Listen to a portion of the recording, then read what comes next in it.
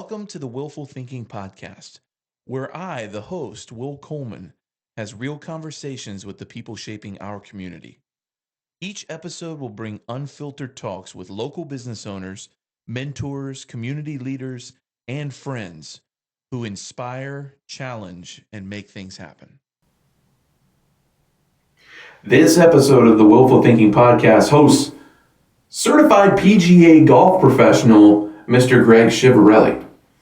Greg is an award-winning PGA professional, winning Club Fitter of the Year back in 2018. Greg also is a manufacturer rep for Dunlop Sports, Cleveland, Srixon, and XXIO.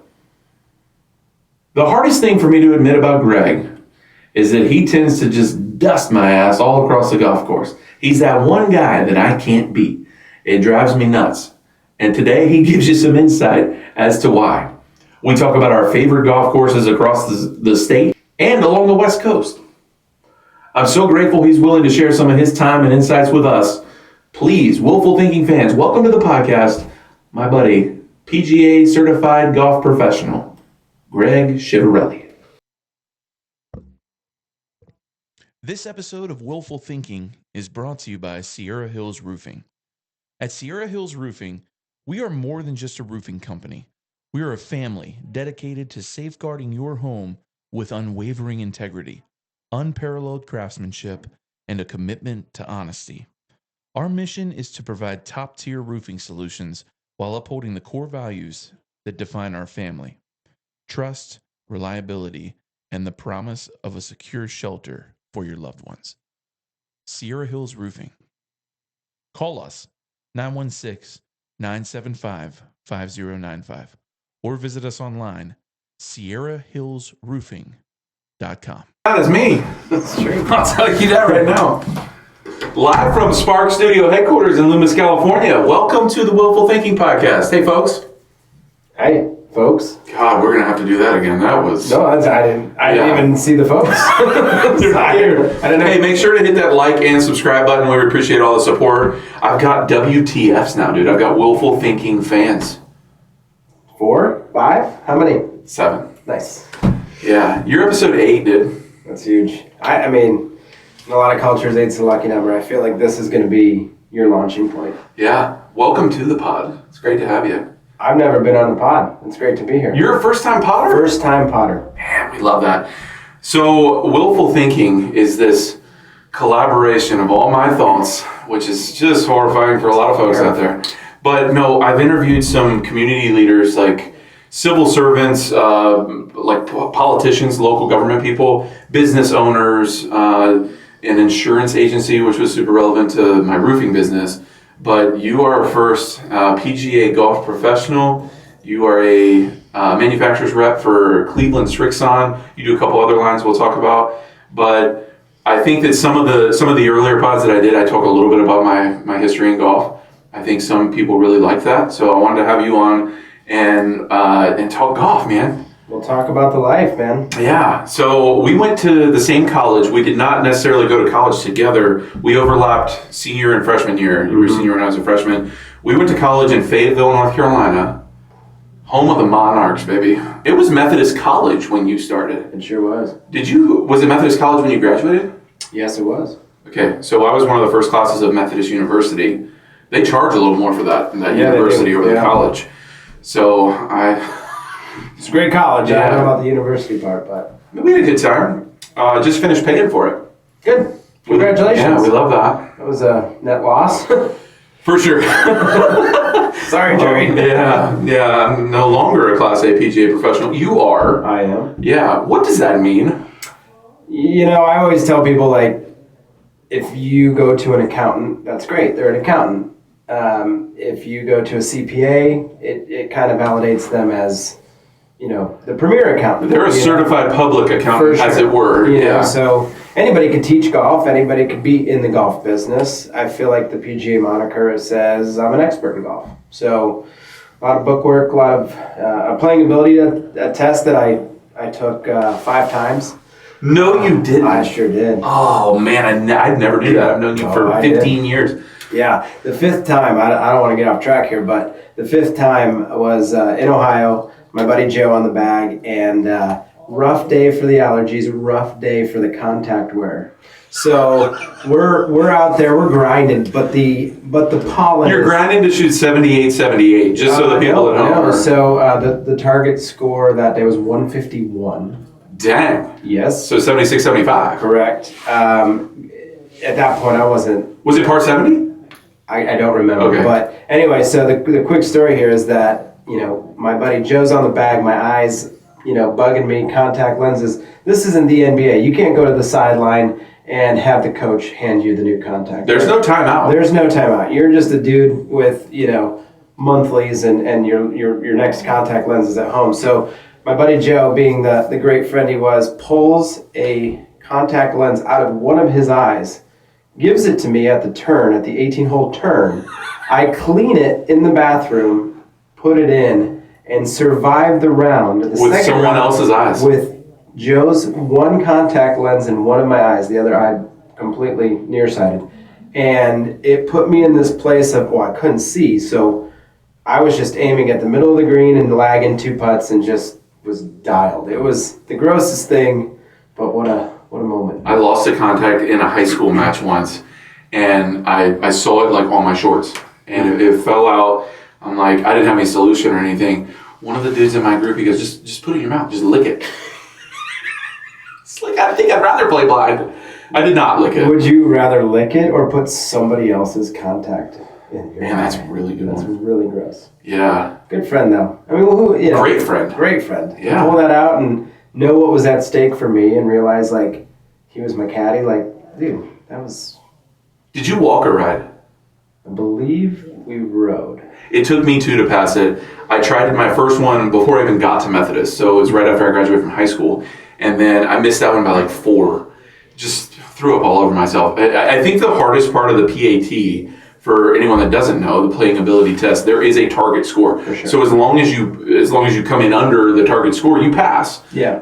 But what you have to do, somebody told me this, I didn't come up with it, treat it like another tournament where you're trying to win. Yeah. So like instead of thinking about, hey, I got to shoot 75, 76, it's like, no, just try and beat everybody else there and you're probably going to pass. Right. And then just for perspective, if somebody's wondering, like, well, how do they come up with the target score? I believe it's 15 strokes over the course rating. Correct. Times 2. Yes. So 75, 76 means that, like, the course rating at this course was probably like 69, 68. Yeah. So, yeah, it was quite the experience because it was golf unlike any other round you played. I mean, you were literally thinking of a score. And in golf, you think about playing your best. You think about each hole. It is a mind. It messes with your mind in a way that made me take it 5 times. Yeah. Okay.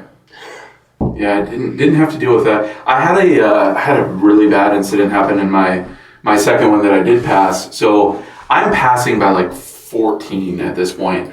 I could bogey every hole on the back 9 as we made the turn and still pass by a bunch. So we get to like 12 and it was a par 3. I hit it just short of the green and I put the putter behind my ball. And I think the ball moves. Oh, yeah. You told me this. So I back away, and I'm like, my caddy's standing behind me, like helping me line the putt up while you could still do that legally.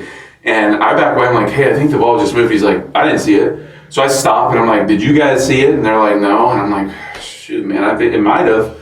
And they're like, well, if you're not sure, just play it. So I did. I played it. And in the back of my mind, the next 6 holes, I'm like, it moved. It definitely moved for sure. So I get in, and I tell the rules guy, like, this is what might have happened. And he's like, well, if you don't think it moved, or if you can't say for certain that it moved, then we're not going to count it. But like I signed, and once I signed the card for the score without the ball moving, I'm like, what if I cheated? Yeah. But I also passed by 11. So yeah, I mean, I think that probably begs a bigger question of, is golf a little too stuffy for it has to be. Like, we're not even. I mean, that'd be like saying, like, I shot a free throw in the NBA and like the very tip of my shoe was maybe. It's like, come on. Yeah. Well, I didn't do it on purpose. It was not intentional. No, I understand that, but I mean, at the end of the day, like, for golf to make you feel that guilty, I think is even wrong. Like, you should never. I lost sleep. I know. And then I got the chipping yips. The damn chipping yips, dude. In the karma. I'm chipping a little better these days. That's good. Yeah. You had a moment there last year at the wedding. Castlewood. We had a real breakthrough. I had Suburban though. I'm not drinking right now. Okay, good. Yeah, I'm Congratulations. going on like a month or more. Okay. I got 5 days for me. Good for you. Yeah, which is, it's better than... I don't think I'm not going to drink again. I just don't want to drink right now. Yeah. I've also found a little cheat code. They make non-alcoholic beer. Oh, there you go. So if I'm in a social setting and I still want to have something, like Heineken has a 0.0. Love it. So it's like I'll grab one of those and still feel like we went out to dinner, my wife and I, for Valentine's Day, and she got a couple cocktails, and I'm like, well, I'm going to stick to that. I want to make it more than 100 days. Because 2 years ago I did 100 days, and I want to go more than that.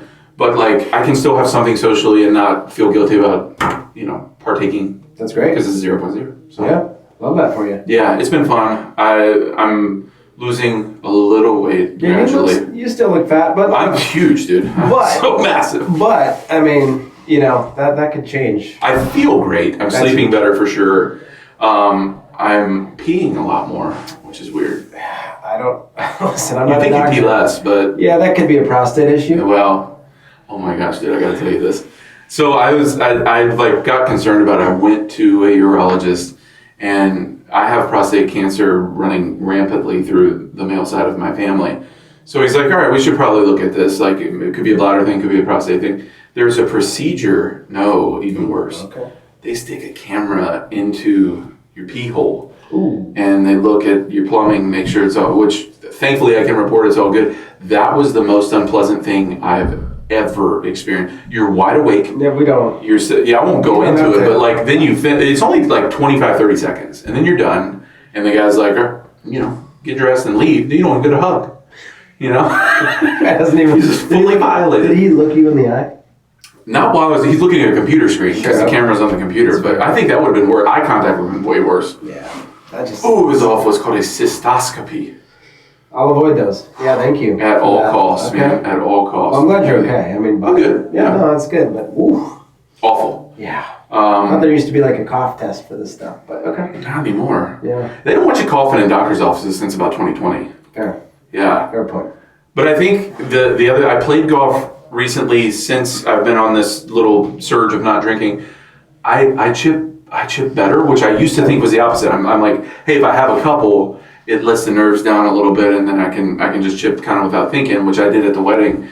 But now I'm chipping better sober. Who would have thought? Who would have thought? I think not drinking is probably, something with a lot of benefits for us as people, but who's really seen those benefits? Nothing wrong with it for people that can only have one or two. I'm not one of those guys. Yeah, I'm a 5 or 6 or 7 maybe. But I get you at this age with 3 kids. No doubt. Your own business. So. Yeah, for sure. Yeah. Glad to be in this phase at the moment. Yeah, I'm happy for you, man. I love to hear about those stories and just see like what people are experiencing. I've done it for long stretches, 60, 80, 90 days. Yeah. And it's crazy. I feel like I get wittier. Like as the days go on, I'm like my head is clear, my brain is sharp. I'm just like this. I feel like I transform. So I'm excited to kind of see you go through that. You're a pretty healthy guy in general. Try to be. Yeah. No, you are. You're probably one of the healthiest guys I know. As far as you're very cognizant about what you put in your body. You make a lot of meals. You're a good cook. I absorb it from my wife. She's, a foodie, a host, and you gotta keep up. In the household. Yeah. Yeah. And my daughter she doesn't cook. She just. No, she's 2, so it'll be tough to cook. Yeah, so that's tough. But yeah, it's. I don't know. I like to feel good. I like energy. I like waking up, ready to go. I feel like, as you have 3 kids. Geez, I have 1.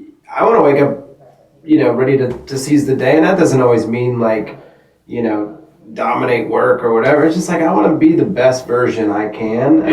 I go through phases. I'm like anybody else, I'm just in Palm Springs for 5 days, I could feel my decisions, but I don't feel guilty about it. I come home, get right back on the horse. Sure. And, it's just, again, for me, that's more addicting than chasing the feeling of a few drinks. It's, there's a lot going on with the wife, kids, and a job, and life. It's busy. You gotta have the energy for it. So I strive for that. Yeah. Well, and we've talked. It's like, dude, find a better outlet, which I've been working on. I've noticed something else that's huge. So I used to habitually wake up in the morning, look at my phone almost immediately, like check email, go on Instagram, and just waste the first 30 minutes of my day. Sure. And then it would take me so much longer to just get the day going because I've filled my mind with all this nonsense.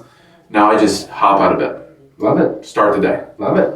It works. What time? It depends on the day. Okay. Like if we're running jobs 6 to 6:30 at the latest.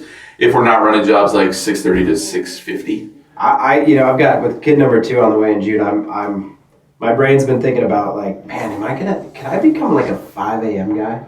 I know a lot of those. I think I could do that's it. That's next level. I think I could do it. I that's also bed at 9:30. No, I could do that. That's not a problem. I already kind of do that. But I think I could do it. I think that with 2 kids, though, what I don't want to sacrifice is, my workouts and, just my time to kind of recalibrate. And, I love that morning coffee before my daughter wakes up. Like it literally like changes my day. Yeah. She beat me to it this morning, right? Like, which is whatever. I think she might be getting a little cold, but man, that time in the morning, that quiet time it's just, it works for me, man. You big coffee guy? Big coffee guy and a quiet coffee guy. Do you do you got like a special mix or blend that you do, or you just buy coffee? Black coffee. Yeah. I like Starbucks coffee, I'm not gonna lie. Wow. I know I'm one of like the few that can say that and genuinely mean it. It's my favorite coffee. I buy it, but we get it at like Sam's Club in the big bag. Listen, I wish I liked that. We get like chocolate fish by the pound. That place is awesome. My wife made a good point. She's like, we drink coffee every day. We could drink the good coffee we like. And I was like, you know what? That's fair. I think if this really blows up, which fingers crossed, man, keep liking, keep subscribing. We get a coffee sponsor. Ooh. And then I share some with you. Ooh. Yeah. Willfull Thinking Blend. Ooh. WTB. It's like a nice medium roast with a little... It's got to be blonde for daddy, Oh, there you go. Yeah. Maybe a little extra caffeine to get that sober mind right. You taught me this too. I've learned a lot from you over the years. God, but blonde roast has more caffeine. How about that? It's the lightest blend, but it has the most caffeine. I would have never guessed that in a million years. There you go. You would think the darker the roast, the higher the potency. Yeah, I've always gone blonde. The bigger the kick. Yeah, I've always gone blonde, including my wife, who's now like whatever brown. Yeah, changes, but yeah, it is. Well, let's look forward to that. I'm sure there's a great. Yeah, if you're listening, chocolate fish. Oh, come on, come to daddy. Trust me, I put in my time at your with your coffee. You could help a brother out. Yeah. So, dude, let's talk golf. It's both of our. I would say it's my favorite thing to do. I played more rounds of golf with you than probably any other human. For sure. I mean, yeah, I guess so. I mean, it feels that statement feels like a lot because of recently with families, and that's changed. But I guess early days. Definitely. Over the years, yeah, that's fair. We've played some pretty sick golf courses together. That we have. I definitely feel like I've already outkicked my coverage in life for playing great golf courses, but I don't think we should be done. So, Greg, you're the Bay Area rep for Cleveland Srixon, like I mentioned earlier. The Bay's got some pretty awesome courses. You've got, obviously, the Monterey Peninsula, which we see a lot of on television. Outside of Pebble Beach, there's another half dozen down there that are bucket listers for probably 95% of the people that would listen to this. Mm-hmm. You got some of the most exclusive clubs in California and the San Francisco Bay Area. How many Mackenzies do we have? 6? Ooh, you go Cypress, Pasatiempo, Green Hills, Claremont, Meadow Club, Northwood, Hagen. Kind of. Technically counts. Technically. Am I missing any? I've played all of those except for Northwood, which is the 9-hole course in the Sequoia, or no, not the Sequoias, but the Redwoods. Monte Rio, yeah. Yeah, and then I've never played Cypress. How many times have you played Cypress? 3. Ooh. Yeah. Never gets old. Caddy every time? Yeah. Do you like? Yeah, absolutely. You like playing with caddy? It depends on the caddy. I go to Bandon every year. Don't get a caddy. I don't feel like that's the place I want it. But yeah, I think a caddy's just it just depends on the caddy. I'm very I've had good, I've had bad. We've had the worst. Was it SF Club? We had the worst caddy literally ever. What number did we get 7 times? Was it 119? 117. That guy just loved that number. I mean, for those of you listening who golf, this, you're not gonna see the same yardage usually more than twice in a round. Ever. He told me literally that I had 117 yards in on 6 different holes. Yeah. Which I think it's virtually impossible. Yeah. But that was his. I don't know if he had a tick or something like. That was his number, dude. It was his number. Yeah. He started off first hole, had the Cleveland Indians hat on. I thought, like, this is a vibe. Like, this is my guy. Because you're from Cleveland. You know, grew up an Indians fan, and now Guardians. But I was like, okay, this is going to be our guy, and just he wasn't our guy. Yeah. So in that respect, I don't think he added to our round. I think the vast majority of my caddies have added to my round. Whether it's like a history or like little anecdotes about the course or people who played there. I remember playing I like playing the San Francisco courses when they're like, oh yeah, I caddied for Phil and he was over. It's cool. They're very additive most of the time. My preference. Do you have a preference for a caddy? Like I have a very specific genre I like. Like male or female? Not even that. No. Just like type. Like if I were to describe it, I like a younger, good player. Okay. Because I think they speak my language of golf. Yeah. I'm also down for like the old grizzled veteran who like gets it, who like is going to add the history and won't really get involved with my game. Yeah. But as a true caddy, one of the best caddies I've ever had was Chambers Bay. And this was like a young kid, good player, clearly like understood how I think through a shot. And we were dialed. Like we were a pair. And he was like rooting for me. And you could just tell like he was speaking my language. I was understanding how he talked. What about you? Do you have a type or? I'll tell the caddy on the first hole when I meet them, don't try and club me, just give me the number. I like front of the green, I like pin. Or cover distance if there's a bunker or something that I need to hit it. And honestly, an adjusted cover is fine. I was gonna say, so do you like just the number? Or do you like? I would say like, give me the number, give me what it plays. Yeah. And then I will ask for help on a putt if I need it. I always tell them that. So it's like, unless I say help me, I don't need you to read it. But I do like casual conversation. I actually like walking down the fairway with the guy and talking. For sure. So I don't need somebody to just be silent and carry my clubs. For sure. But I don't want them to be like, I think this is a stock 9 because you just met me and my stock 9 is going to be different every day. I was gonna say I don't even know my own stock. Yeah, exactly. Like if you asked me what my stock 9 was today, I would be like, well, I feel pretty good, maybe. You're doing stack. I am doing stacks, so it's getting longer. But it's I do like the caddy overall. It's a crop of characters out there. It is. Yeah, these lifer caddies, man, it is a different breed of folk, but for sure, man, there are some fun ones. There are some fun ones. Some of the best ones in Bandon are guys who left the corporate world, who left the big city of New York, and just want a more peaceful way of life. I have so much respect for that. Now they're chasing a little ball around. But they're at peace. Oh, for sure. Imagine walking that place every day and getting paid to do it. For sure. Yeah. You play Pebble at least once a year, historically, right? I mean, luckily, yeah. I don't, I wouldn't say that's tried and true, but I've been fortunate to average probably once a year for, I don't know. Do you take one there? No, not really, no. I mean, at this point, I've done it. It's great. I just, I feel like there's always one in the group. So It's like close enough. Well, you know the course, I just feel like I know the course. I know what needs to be done, and honestly, like I know the line off every tee. There's not much they're gonna do. I mean, even the greens, yeah, they'll provide some good insight. But honestly, like those greens are it's really all speed. Mm-hmm. I mean, it breaks more if you hit it soft, and it breaks less if you hit it hard. So it's like you just really gotta time that up. For sure. Where would you rank? Like courses that you've played, maybe just even in your territory, like give me your top 5. Top 5 in the Bay Area. So Cypress number 1. I think it's, just a feeling that you don't get many places. Yeah. I put Pebble number 2. I think Pebble Beach, the resort, the place itself, it just, that whole area, I mean, they're obviously right next to each other. It's so magical. It just slows me down. Do you put, let me interject, do you put Pebble over Bandon or no?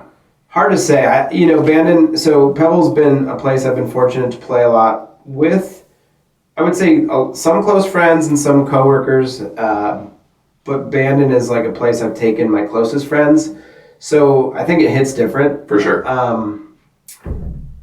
Again, I go back to like Pebble and Cypress. I love 17-mile drive. I love being in the forest. I love the way, I feel when I'm down there. I've always told my wife, like, I want to retire there. It's a big pipe dream. It's a lofty goal, but I just think like I would just wake up every day in retirement just like calm and peaceful. And I love the way I feel down there. And I know that's like, I'm not like that, like, you know, granola here. It's just a place that kind of calms you. The water, I don't know. I love it. So those are my first two. Moving into. Would you not put MPCC in this? No, I would. I think, but I haven't played the Shore. You played the Shore, so yeah, they're both awesome. That's the only golf course in my territory I haven't played that I really, really want to, absolutely have to. I played the Dunes 3 times. Let me think through this, because in no particular order right now, those are 1 and 2. I have to put Cal Club in the top 5. Yeah. Just played there, last week. Right after a rain, it was perfect and pure and amazing. And then, 2 more. I mean, Dunes. It would be between Dunes, MPCC Dunes. It would be between Claremont as just the niche kind of creative little gem it is. It's a cool club, man. And then it's certainly not Olympic. It's certainly not. I haven't played the new Lake Merced. So we got to put Dunes in there. Okay. Because I just think it's a purely like well designed, super fun golf course with very memorable holes. Very like. Yeah, so you go across 17-mile drive to play a par 3 on the Pacific Ocean. Pretty amazing. And I just think it makes you hit every club in the bag. Yeah. I mean, it really does. So that'd be in the top 5, and then the 5th course. I mean, it'd probably be between, Claremont or. I mean, I'd probably just put Claremont. I think Claremont's just sings to me. It's everything a golf course should be. It's just, non-pretentious. I mean, it is a very high-end club, but, people are there to golf. It's a par 68. Yeah. Very, very unique. Beautiful. I mean, it's always in great shape. Beautiful views of the city. Yeah. It's just different, right? Like, I think when you think of, like, the San Francisco courses, too, like, I love SF Club. It'd be a close 6th, maybe, but... at some point a championship course in an area feels like another championship course in an area. And Claremont just sings a little different, So I like courses that stand out, that are unique, that are maybe not as talked about. And again, that place just is, it's just a blast. I played there last week too. I don't always golf, by the way. That was a rare week for me. Yeah. So let's talk Bandon. You have done a little guys, and gals as it were, but a trip every year. What is this, your 7th year coming up? This is number 8. Number 8. So I got to go on one of these. This was 2018, I believe. Sounds about right. Oh, that was an impeccable trip week. You're up there we were up there for at least 4 days. It was the year that the LA Rams lost to Tom Brady's New England Patriots in like a 9-3 Super Bowl game. That was a bad game, yeah. So bad. We got up there in time to watch that. We went to we did an Airbnb on the ocean, where like all 8 of us stayed in the same house for the first night. It might have been more than 8. It could have been, because we had a group of 12, but some of the guys got in the next morning. Yeah. So we woke up and there's snow on the beach, which is a first and only for me. I've never seen snow, and it was snowing that morning by the ocean. I've seen it a couple times. Was this? I'm trying to think. Did you play the Sheep Ranch before it was a golf course? Never. Sheep Ranch was not open yet. This was the next year. Okay. Yeah. Fair enough. Okay. And then we played Old Mac as our first course. Our tee time was at like 12:30, so the snow had melted off by then, and I mean it was still in like 45 degrees. It was pretty nippy. Yeah. But I remember cresting that hill on 3, seeing everything, and just thinking, "This is it. Yeah. This is it." It's interesting. I never like Old McDonald's probably number like 4 or 5 out of the courses up there for people. Blasphemy. But it is actually one of the best moments to start your trip, because you start off pretty calmly. 1 and 2 are fine. The great holes just not you're kind of below the dune, and you can't really see what the scope of the property is. But number 3, right by the ghost tree, like is truly one of the best vantage points on that property. I remember Connor, when he was on his first trip, I think it was maybe 3-4 years ago. I literally have a video of it, because I remember you having that moment, other people having that moment. I like watched him, and he just like looks around like a kid in a candy store. Is like, what is this place?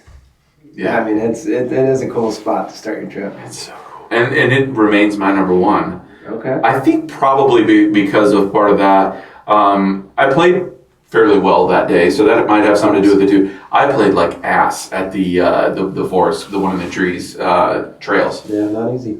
Man, I played bad on that, which broke my heart because I love Core Crenshaw. I love every course I've ever played by them. Yeah. And I played awful that day.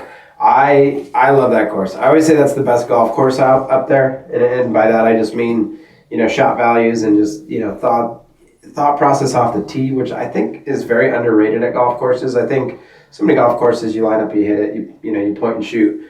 There you're looking at swales in the middle of fairways and angled bunkers that are going to totally dictate what you hit off the tee. I love that golf course. I do think it's the best pure. Again, it's hard to compare because Pacific Dunes, the ocean, band in the ocean, but if you place that course anywhere in the middle of the country and you took all 5 of them and you placed them in the middle of the country, I think that one would stand out. Yeah. My favorite moment of the trip was also on Old Mac. We're on the 12th or 13th hole, shortish par 4 that may be drivable if you really rip one, but it's got the 2 massive mounds on both sides of the green. Yep. And we're on the green, we just finished, and our buddy Mark is on the green, and he's just sitting there with this shit-eating grin and a half dazed look, and I'm like, "Are you just taking it all in, man?" He goes, "No, the gummy just hit." Yeah. Gummy just hit. And I'm like, "All right, well, it's a great spot for that." Yeah. I can't golf on that, dude. No. That ain't for me. But Old McDonald's probably where I had 2 of the most amazing. We always use it on our trip as a 2-man scramble course, which. For, again, the golf sickos out there, it's a great way to kind of break up a 36-hole day. It's always our reround. That trip it wasn't. It's evolved into our reround. But it's a 36-hole day. A 2-man scramble is the perfect afternoon round. And I've had 2 of my most epic matches there. Both ended in ties. First one was Connor and I versus Bob and Bo. Just an absolute battle. Bob smacks 4 sticks in that group. Yeah, Bob smacks it off the pin on 14, the uphill par 4, with his drive. They make 2, they come back, and then just a battle down the stretch. Last year we had a match, me and my cousin Nick versus our friends Tommy and Jeff. An absolute battle. They start out of the gates, 3 birdies on the front. We come back with 3 birdies. We're battling down the stretch. We're a couple up. They make another birdie coming in. We're on 18. They're 1 down. And Tommy, 4 handicap, not even the best player in the group, and just flags it to a foot on 18 to have the match. And just, I don't know, that place is just awesome theater. I dunked it on 16, the Alps hole, for a deuce in the scramble once. It was my drive and my second shot. That was fun. Ooh. Hitting it over that hill and just seeing, where is this ball? Oh, God. That hole is so hard. Very hard, yeah. What'd you hit in? 7 iron. I didn't even hit 7 iron when I played. I think I hit driver 5 iron just into the teeth of the wind. Yeah, that was a special one. But yeah, that place, I love that course. It's really, the first time I ever played it, I shot 73 and it was no wind, and the wind that was there was helping us on all the right holes. And I'm like, wow, this course is pretty easy. Next time I played there, probably shot 83, and this was wow, this course is hard. Yeah. And then over the course of the years, I think the more I played it, I'm just like, wow, I really appreciate what this is. And you can't go wrong up there. Every course is great. Every course has its own unique characteristics. I think that's what makes that place so special. Yeah. So now you are a golf professional. You work in the golf business. You are not a stereotypical golf professional where you work at a club and give lessons. Correct. You're an equipment rep. Were you always an equipment junkie when you were a kid? Were you really into tinkering around and everything? Not as bad as you. I am. I am a sicko when it comes to that. Yeah, you're lucky you know me. But no, I wasn't that bad. I definitely liked it. I liked seeing what was available. I liked shopping for new stuff and just seeing what can help improve the game. I think that's the underside, the underrated part of the equipment business, and it's probably because marketing has kind of overtaken what equipment actually is. I mean, if I look at what I sell, for a lot of players, for a lot of better players who upgrade a lot, it's not each time they change isn't helping their game, but for a lot of people who haven't changed clubs in 5 or 10 years, you truly help them enjoy a game I love more. Yeah. I mean, there is a lot of value to, kind of being into the equipment and kind of looking at what's out there. So that's kind of the part I've always liked about it is year to year, I don't care about the next shaft and whatever's new and supposedly better, but as a whole, I just think it's a great part of the game that's really helped it kind of become more enjoyable for more people. I read something yesterday or the day before off of Golf WRX, which is the holy grail of golf sites for an equipment junkie like myself. Every winner this year so far has used a driver from a previous season. Yeah, I mean, again, I think that's at that level, that's where the marketing machine is. And, for, Joe 10 Handicap here in Sacramento, who hasn't upgraded his driver in 10 years, like that guy could genuinely make a huge leap. But those guys, they're so good. And that's where it kind of gets a little convoluted. But I still think for, the average player, you got to make sure you have the right equipment. Yeah. And are you part of the fitting process? Not as much anymore. More of a kind of the business process. I fit. Obviously, my previous job, almost 10 years at Hagen Oaks, and then I'd say my first 5 or 6 years on this job probably were very fitting heavy. But as the business grows, and we have help for that now, it's just evolved a little bit, and now we're just kind of overseeing the business as a whole. Yeah. My first guest on here, I talked about Hagen Oaks because we played golf with Luke Combs in his band that one time out there, which was pretty cool. Mm-hmm. He shit all over that place. I'm like, dude, stop. It's just like, we have friends there. And I love Hagen Oaks, man. That's as nostalgic as a golf course. For sure. So. And I do think that what they had, especially 10 years ago, was so unique to where the industry was at that time. There weren't many green grass facilities that you could go to and actually test equipment, watch a ball fly in the air as opposed to just hitting in some simulator, and buy custom fitted golf equipment. Sure. Now, most people, and you would know a lot better than I'm just speculating, most people probably utilize a Club Champion, a Cool Clubs, Worldwide Golf Shop, a PGA Tour Superstore, something like that. Yeah. Is that where most of your custom club fitting orders are coming from? Talk about that. Yeah, I mean, I would just say between that and demo days at clubs and things like that, I mean, the as golf's grown, I mean, as the equipment industry's grown, and certainly as COVID has helped it along, I mean, these places have popped up. I have varying opinions on all of it. I think it's completely, as golf is, it's just completely overwhelming to people trying to break into the game. And, I could totally see what the barriers of, getting new golfers are. It's hard. I mean, we go back to the rules thing we talked about. Yeah. Right? I just think we kind of overdo it a lot of times in our industry, where it's like, there's so many good drivers. Yeah, there's way too many shafts. And the average player just needs, the expertise of somebody to say, like, no, like, it's, try this one with this shaft and you'll be good to go. And, I think now it's far more intense, and everybody's trying to, mimic that tour experience and try to make you feel like getting what the tour guys get is going to make you better. And, again, there's no doubt that they're all good fitters and they all do their thing. I just think it's got a little bit overcomplicated. Yeah, there's a reason that companies make a stock product, right? For sure. It fits the majority of their consumer. Yeah, and I'm always an advocate to get fit. I just think that, again,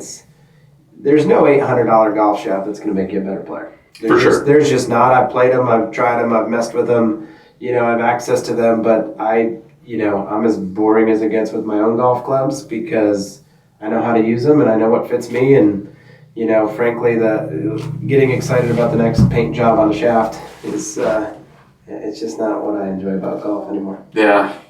What is your all-time favorite golf club? Wow, that's a great question. I mean, I was thinking about this the other day. I think the one that stands out, if I'm just like, the first thing that pops into my brain were just probably my Cleveland TA 7 irons. Just because. It was like 2006, 4, something like that? Probably, 5 or 6. Yeah. I mean, it was a high school set. I think, it was meaningful because I purchased them, with my own money. I think that's significant in terms of, memories and just like what matters to you. At a time where I was like super into golf and really a sicko, a high school kid with just, nothing but, wanting to play every day as much as I could. So I don't know, those stand out. Obviously working for that company now and just it's all come full circle. Those are just nostalgic. It's just an iconic. Like it's the first thing that pops in my head. What about you? That was me too. I thought about that too because my first set that I actually bought was a set of Wilson Deep Reds. Okay. And I worked for Wilson for a very short time. But yeah, it all came full circle then. That's not my answer. Yours has to be a putter. Yeah, I've owned 400 of them though. So how would I narrow it down to to one putter? Dude, I think that M2 driver that I had back maybe 6-7 years ago, that I just every single drive it felt like was just right where I wanted it. You were in a groove. I've seen you drive it really well for periods of time. So I don't know if it was specifically that driver or that driver just came at a time where you were in a really, really good groove. Yeah, I remember that you were scary to play. It was like, oh cool, you're just gonna hit it 30 past me and in the fairway. Okay. That's where that ends, though. I mean, I dust you off of every tee, and then every other part of the game, you are the far superior player. And I said that live. I mean it. Wow. We've had some matches over the years that have been close, but it's a breakthrough. You always just seem to know my number, man. I do kind of. I texted you the other day because I was like, hey, first round of the year, 72. He's like, yeah, that's 75 if we're playing together, though. You know I've got that 3 stroke. Yeah, no, I definitely I live rent-free in your head, probably for sure, way more than I should. But I have a cousin who is a great player, and he's the same way. Like he can't get it. He cannot beat me, and he's so good. He had me, I think, 4 up at Trails last year, and he made like a 9 on 14. And then, just an absolute debacle. Loses the last 3 holes. To tie me. So he's tied me. We played Claremont. He was actually in town a couple weeks ago. Same exact scenario. So he's 1 up going into 16 really. We tie 16. He makes an unbelievable up and down from the bunker on 17. And you're like, okay, this is his day. Now, granted, I gave him some strokes, but we get to 18 and reachable 5. Daddy just laces a 3-wood from 250 to the center of the green, and he just.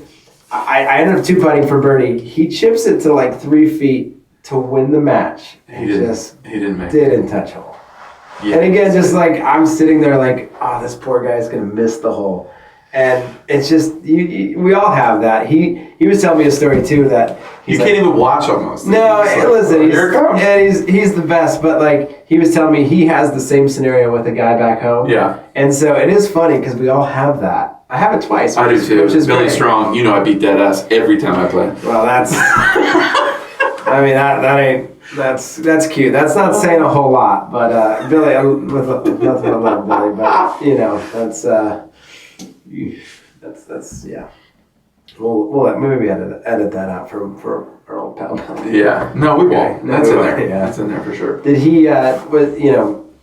Is Billy getting his 5-iron to 150 these days? He'd have to absolutely flush. If he flushes it downwind. Fair. Yeah. Okay. Sorry, Billy. Yeah. All right. I'm waiting for him to call you and be like, hey man, it's time for that 5 hybrid. It was 6. We make a 6. He's got the 3 and 4. Why stop there? Well, listen, to be fair, so do I, so no judgment there.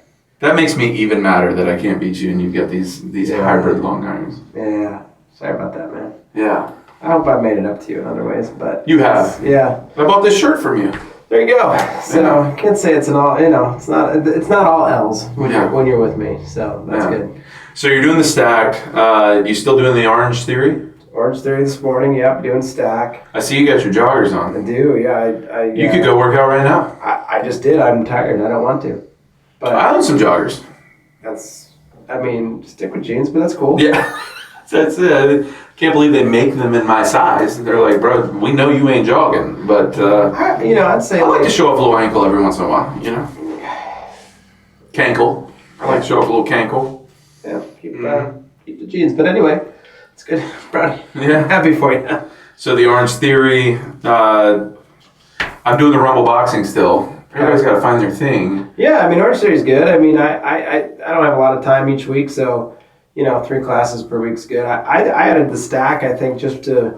I don't ever want to look back on my golf game and just be like, man, I really regret not going for, I don't believe in speed. I don't believe that, that's going to change my golf game. I think it could. I think if I gain yardage and keep everything else the same, there's no... statistically, I'm better, right? If I'm hitting less club into every hole, early on, super exciting results. I've only done it, 4 sessions, but played last week on a family trip, and Daddy was getting it out there. He was moving it. You don't want to look back unless it's at a competitive player where you're like, yeah, no, man, 10 ahead of you. But it's as with you have 3 kids, your time is limited, so you have to pick your things, and I just want to like see what life could be like if I gained 15, 20 off the tee and kept what I think is a pretty good, well-rounded golf game. And like I said, I don't want to become 50 years old when maybe my body's more limited and just regret like not having seen what that can be. I feel like I'm in good shape. I'm probably in some of the better shape I've been in, and it's like, let's do this, man. It's 15-minute sessions, and man, I've already seen some results. It's exciting. So it's rare to find for a golf sicko like us. Like, where else can we find like improvement with the amount we play, which is minimal, the amount we practice, which is almost none. Even less, yeah. Yeah, and with kids and a family and jobs, like, I mean, I could swing at home for 15 minutes 3 times a week. Like, I'm just trying to enjoy it more, but also like, dude, here's the deal. If 1 or 2 more putts around going, I do think that's where I see the difference. Like, if I can make 1 extra 20-footer or 2 extra 15-footers, like, obviously it's going to lower my score, but golf's going to be a lot more fun if I'm walking those in. Yeah, for sure. I mean, that's just, again, hard to... I always look at putting as like, well, what do I do to expect this to happen, right?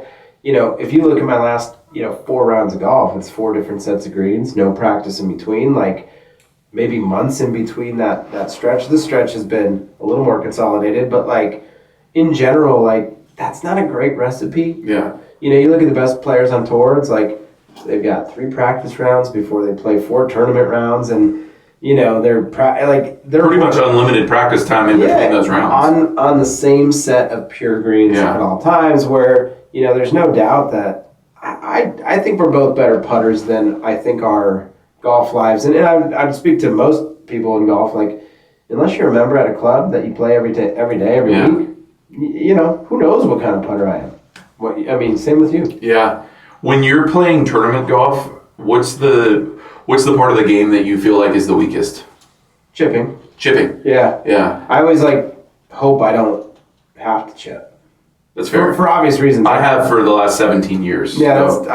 I'm sorry about that. Yeah. That is tough. I'm similar in that vein, but like, it's been okay recently. It's just like, once again, so if you're a good player who plays, and I don't play very long courses anymore. Like, if I'm playing casually, we're not like tipping it out, which is, it's just not what I enjoy about golf. What's the point? For sure. But I would say this to, I was working with my uncle last week on a trip down to Palm Springs, and he's a member out at a club, and I was helping him with his chipping, and I was just like, trying to relate to him, saying like, hey, I struggle with chipping too. Like, if you're a better player playing shorter courses, you're going to hit a lot of greens, right? And if you don't practice like I don't practice, sometimes the last chip you hit was 6 weeks ago. Yeah. And for me, like, a lot of times I'll miss 3-4 greens in a round, but I'll putt 2 of those. Yeah, sure. So it's like, man, like, I've chipped twice in the last 2 months. Yeah. Like, why would I be good at this? And so you kind of think through that, and you're like, okay, that makes sense. I think sometimes, I go through good spurts, but that would be the one thing, like, under the gun, like, under pressure, like, I'd rather hit a full 8-iron than a 30-yard nipper over. Me too, yeah. Well, you for sure. Yeah, I feel like also in tournament play, putting gets very tense. Well, yeah, everything does, I think. I think... I don't mind that on a full swing, though. I don't either. I just feel like I hit the ball farther under pressure. Yeah, I don't mind that at all. I think, anything tedious or, like, feel-wise is certainly, even, like, I think down the stretch, kind of taking a little off, like a 7-iron, like, that gets a little... I'd rather go full bore under pressure, so... And I don't, like, same thing, we don't... When was the last time you felt under the gun? It's definitely not these little contractor hitting giggles that I'm playing. These scramble events. Yeah. No. Yeah, It's been a while, honestly. Maybe one of our matches.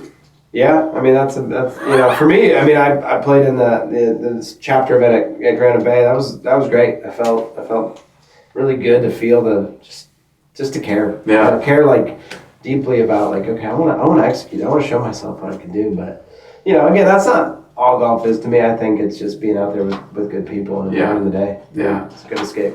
You mentioned the chapter. You are the vice president of this chapter? El Presidente. Oh, you're president. Yeah, they'll let anybody. Bow down, baby, bow down. Not that lucrative, honestly. If you raise your hand, you'll. You get it. Yeah. They don't vote you, but No, that's just a smaller part of this. The PGA section. We're part of the NorCal section, which is all of Northern California, a little bit of Nevada, and How many sections are there? Do you remember off the top of your head? not a clue. Yeah. Yeah. It's more than 50, I think, right? Doubt it because I don't. Maybe, but I doubt it because I don't think each state has one. I think. Oh yeah, you're right. And then every section is broken into different. Yeah, but like Florida and Ohio have 2. We have 2 in California. Maybe it's more than 50. Okay. Yeah, that could be. So then chapters make up the section. So you are the president of the what is it? Basically Sacramento. Sacramento. The Central Valley around Sacramento. And we got a lot of pros in this section.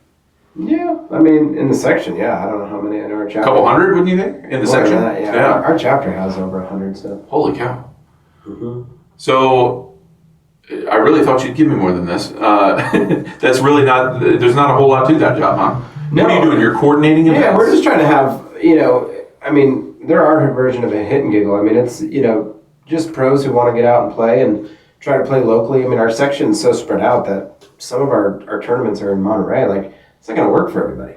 Some people with kids and their job commitments, like, they're not going to be able to go spend an overnight to go play a tournament at Bayonet. Yeah. But, we try to put on 4 events a year here just locally and, within a 25, mile circle that, the guys who are, maybe not playing as sharply or maybe not, as involved. I mean, it just gives them a chance. But do a lot of team events, scrambles, things like that just kind of give guys, a chance to just get the competitive juices going. And just really it's, we're an organization. I mean, at the end of the day, it's camaraderie. It's, getting together and you never know. Like, it's a networking event, basically. But, it's all centers around golf and a little competition. I remember vividly thinking when we went to Methodist, like, I'm going to be a golf pro. I'm going to play golf all the time. Golf pros maybe play less golf than any other industry professional. And I think golf pros probably play 10% of what a membership would play, fair? So if you're a pro at a private club, you've got 200 members, you're probably in the bottom 10% of rounds played at that club over the course of the year, sure. Which is the complete opposite of what I thought going into the business. I thought I played a lot, and you just don't. Some guys do a better job than others. Some do. You have to make the effort to do it. You do. I think the industry's changed a lot. I look at a lot of the people I call, and those are my accounts. So I look at the pros that I call, and their job is just far more inclusive than the old golf pro used to be the guy out on the range helping the members, and playing with the members, and now it's an HR position. It's you're managing a staff. You're it's just evolved a lot. The industry's changed. It's unfortunate because I think golf is why we got into it. So it is sad to kind of see there's good and bad, like you said. There's guys who do make an effort, who play in a lot of tournaments, and their clubs do truly value, their ability to do that. So it's there, but yeah, I think you and I both, and part of that could just be, having families and just that could be the phase of our life on top of it. But it's a shame. We should all play a little bit more. What do you think the overall state of the golf industry is at the moment? And I'll ask that with a preface of 2020 COVID, 2021. Golf was probably at its highest peak ever. Certainly higher than Tiger. Tiger drove more people to this game than arguably any individual in the history of the sport. Right. But then we sort of saw this fall off in the 2010s where it felt like less people were coming to golf than certainly had in the 2000s. Sure. And then COVID happens, and it's one of the few activities that you can actually do and feel safe, and you're outside, and it's accessible for a lot of people. You saw a huge boom in the industry and your sales and everything. Where are we now compared to where we were 4 or 5 years ago? I mean, we're definitely not where we were 4 or 5 years ago, but we're in a good place. I think, the way I've always described it is it's supply and demand. When Tiger came on, we built so many golf courses, right? And nobody really thought of the long-term projection of that. They basically just said, well, let's just keep building them, and there's an opportunity. It's, very much how, kind of economics works. Like, people see all these extra golfers. Oh, well, I could build and I could make money off this, right? So I think that built to when did that happen? Like early 2000s? Yeah, absolutely. Because I remember in college, Jerry Hogg, what was he? The director of the program, right? He comes into one of our classes one day and he goes, all right, you guys are a graduating class of 2011. Did you know since 2005 or 6, whatever year he said, twice as many courses have closed than have opened. Yeah. And you're going into an industry with that statistic, and you're like, for sure. Thanks, Jerry. You know, and again, like, you know, the people, the opportunistic people who were just building at this time, like, they're not industry experts all the time. They're just guys looking to make money, right? So I think that, you know, you had that growth boom followed by kind of the recession, you know, in 2009. You know, obviously at that point, now that golf kind of like scaled back, you know, Tiger wasn't quite Tiger. Yeah, I think you had kind of like, it's an imbalance. I think it's more about like how many courses are there and how many people are playing. Obviously, when COVID happened and courses were probably more closing for the previous 5 years, like 15 to 20, you know, now you just have like the opposite problem. Now you have more demand and the supply can't keep up with that demand. And then I think we're like slowly leveling off right now, where I think it's much healthier than it was, certainly pre-COVID. And, you know, I've seen it with our business. You know, you look at consumables, golf balls, golf clubs. I mean, those things are still selling. So that means people are playing. I think the alternative ways to get into golf with Topgolf and, you know, all the ranges going to kind of the technology. I mean, it's certainly getting more people to at least try it. I mean, going back to our rules, you know, our little caveats, like, well, guess what? On the range, there ain't no rules. Like, Topgolf's hurting, aren't they? I think that their revenue is significantly down. Well, there's another supply and demand. I mean, they built how many? Like, at some point, you know, if you keep building them, you know, and the growth stops, it's going to look bad. I don't think it's net bad. I think they're still busy and making money. So I think Callaway bought them, right? I believe so. And when Callaway bought them, they were at their peak. I mean, God, there was like one of the most popular things you could do other than go actually play golf. And I think that, you know, gradually after that purchase happened is when it started to, it's not like fallen off completely. No. Like, it's still popular. I just don't think it's at the level that it was prior to that acquisition. No, probably not. But again, you keep... Screen golf might have something to do with that. Yeah. Would you rather Topgolf or screen golf? So screen golf, for the listener that hasn't experienced it, you're going in, if you know, ESPN is now broadcasting a version of screen golf, TGL. Sure. You play golf in a simulated environment where you're hitting shots into a net on a computer screen where, you know, it's kind of predicting what the ball would do and how it would fly and everything else. Yeah, you know, listen, the simulators have gotten much better. So I would say that experience certainly has improved drastically from when I was in Ohio, growing up, winters. I would do anything to get a golf club in my hand. And You're probably just hitting into a net in the basement. We had the golf domes. Yeah. Oh, did you? Yeah. So you get about 60, 80 yards of flight, depending on how high you hit it, and it would hit the dome just straight down. But in general, like, to me, we're building a lot of indoor golf places in California. I think a lot of them are more teaching facilities, which is great.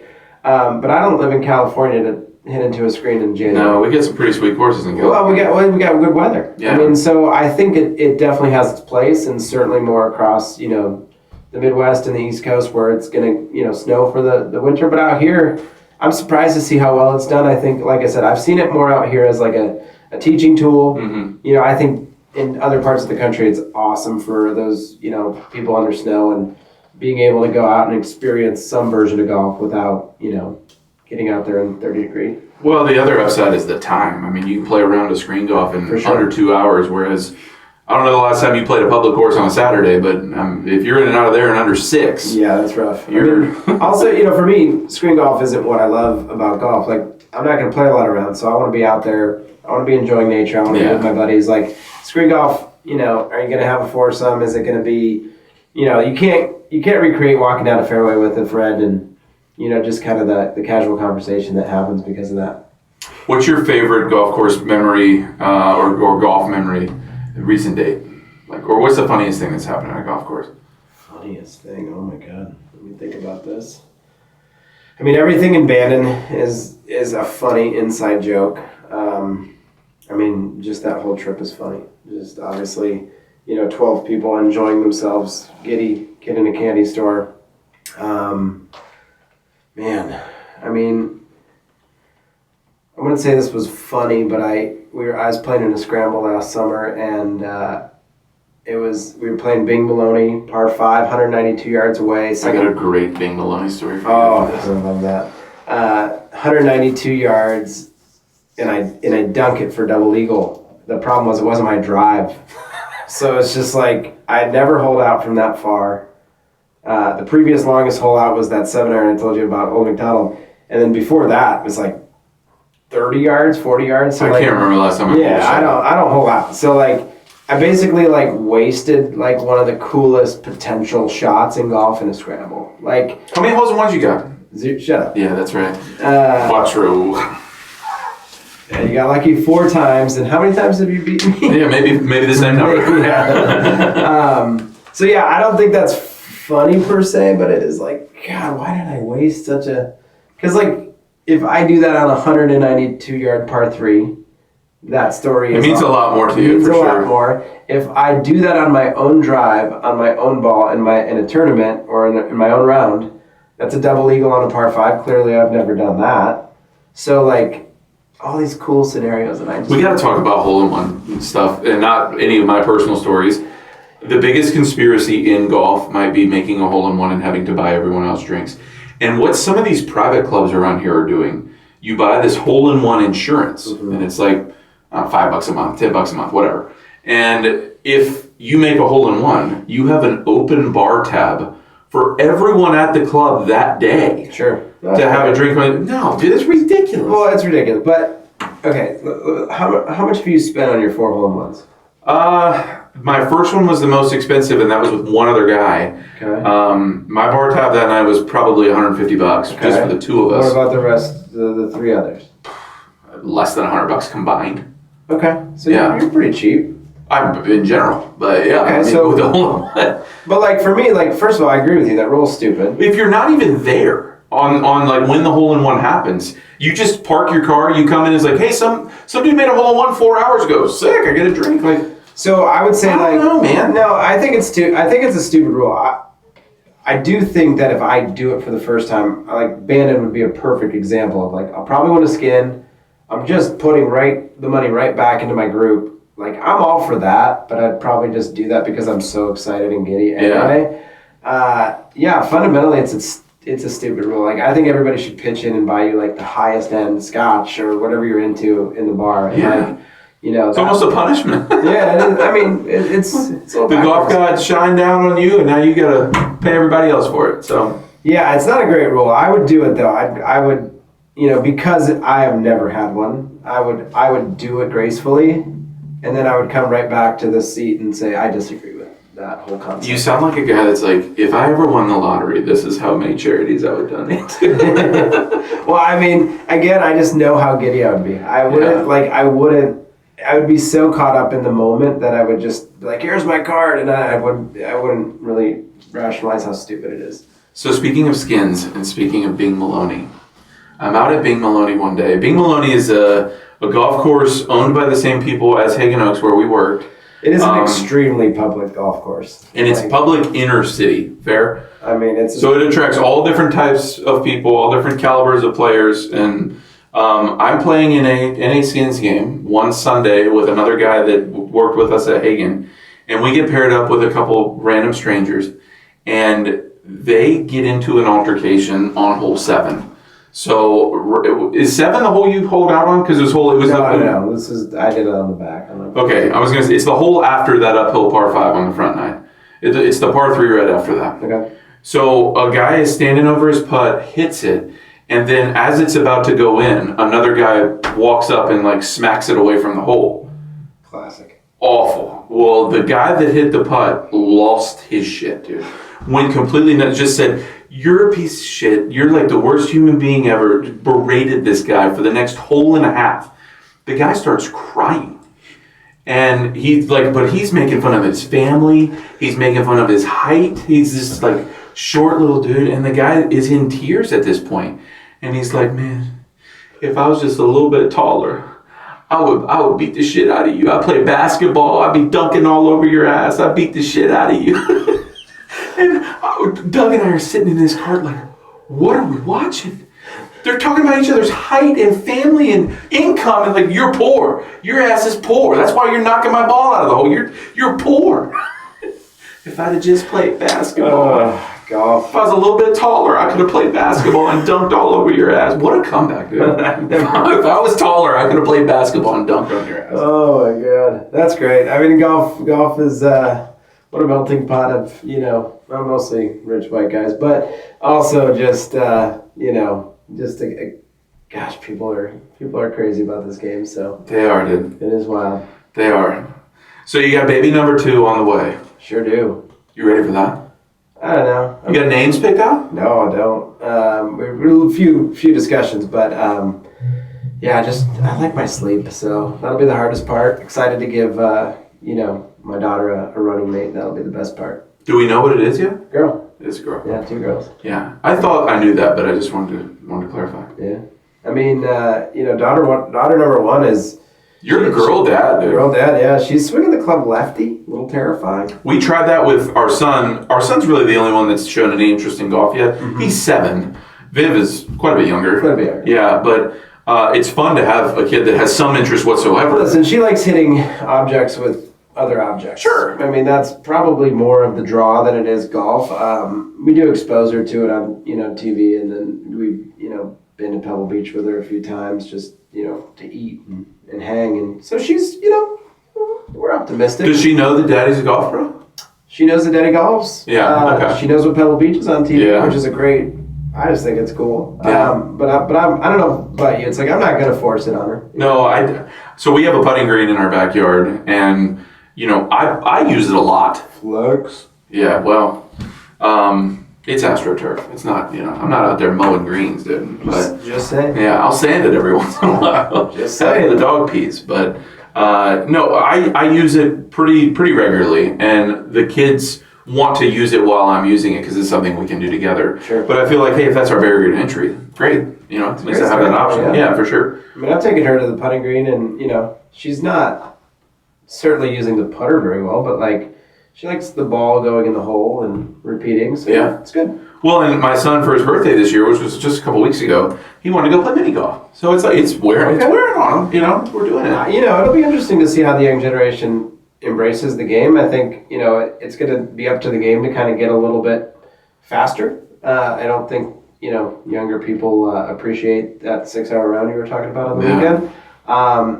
It's going to have to evolve in a way that I think becomes more appealing to a younger crowd. But I hope, I'd love to play some family golf, man. Yeah, it is cool. It would be great. I mean, I can only picture, just going out with my daughter when she's, 10, 12, whatever, and that would be the best. But we'll just have to hope for the best there. Yeah. So you live in Sacramento area, fairly close to Golden 1, right? Yeah. 10 minutes or so. Mm-hmm. So you and I are both big Kings fans. Mm-hmm. You been to any games since the trades went down? Yes, I went to the Pelicans game. What do you think? How do you think we did on that? I don't. Because DeRozan and Levine are now back together. Back together. It's just a fun team. I don't think they're built for a long playoff run, but not yet, right? I like the vibe, and I like the fact that they're not going to sit there complacent with a team that was probably not better than play-in. Yeah. Regardless, but I like I love the players. I love the personalities on the team.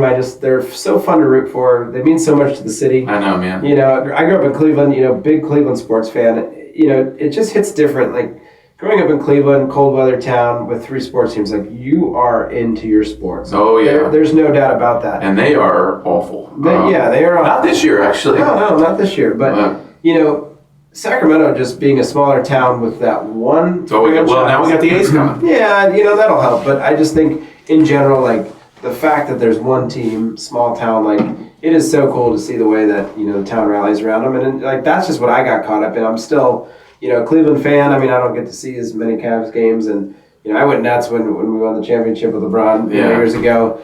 But yeah, I don't know. They're just good vibes, man. They're just they're a fun way to spend 2.5 hours on a. It's a great arena. I mean, tonight we get the Warriors. I'm gonna enjoy it. Are you going? No. I'm just I'm turning it on. Sure. My wife will be into it. My daughter says light the beam, and yeah. It's just what that's a pretty cool little thing that they came up with, man. It was clever, but yeah, I mean to just again, it's just a rallying cry for a small town looking for something to rally around. So yeah, I love it. Do you think we'll miss Fox? No. Really? Yeah, I don't. Okay. I just think like he gave the city everything that he was meant to give us, and I just think that like anything in life, some relationships just they grow to a point, and it's time to move on for both parties, and no bad feelings. Yeah. Move on. He's in San Antonio now. San Antonio. Tough loss with Wimby like yesterday. It'll be interesting. Dude, some guys never come back from that. Yeah, that's pretty scary. Bosh, right? Wasn't that his deal? I don't know about his deal, but I mean, I hope he comes back. Obviously, he's so exciting. Yeah, he's an awesome. And I wish nothing ill on Fox. I mean, me too. If he pairs up with Wimby and has a great run in his career, like that's awesome. Chris Paul's there too, right? Yeah, he's a little older. He's our age. He is our age. Isn't that crazy? I'm not taking too many laps up and down a basketball court these days. No, I could run, but man, did you see that LeBron dunk the other day? He just turned 40. No. His son was on the bench and just looked like where he belongs. Yeah, well, that's fair. But just looks whoa, Dad. I mean, He still got it. Dude. It is cool, man. I think if those guys don't give you some hope, I mean, everybody, at our age, like, oh, well, I'm a dad. It's like, I don't want to slow down either. Like, obviously, I'm not a premier athlete, but going back to the stack, dude, I still got more to get out of this life. Yeah. I could still stay spry for, another decade or two. Yeah.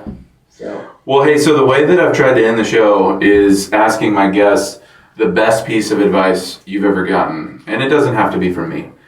But what do you got to share? Man. Best piece of advice I've ever gotten.